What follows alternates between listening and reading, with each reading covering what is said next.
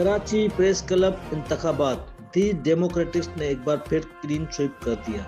فاضل جمیلی 560 vote حاصل کر کے صدر منتخب، عمران ایوب 668 ووٹ حاصل کر کے خزانچی منتخب، محمد منصف 688 ووٹ کے ساتھ جوائنٹ سیکرٹری منتخب۔ گورنر باڈی کی لسٹ پر عبدالحفیظ بلوچ سب سے زیادہ ووٹ لے کر پہلے نمبر پر کامیاب۔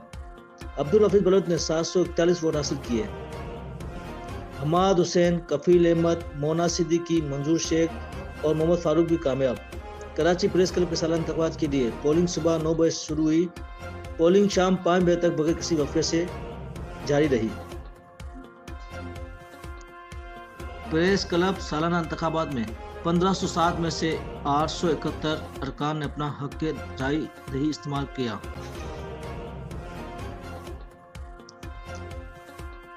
پریس کلب کے 9 منتخب عہدیداروں کو شجیع انعام میمن، سعید غنی، سردار شاہ، سید ناصر حسین شاہ اور دیگر کی مبارکباد۔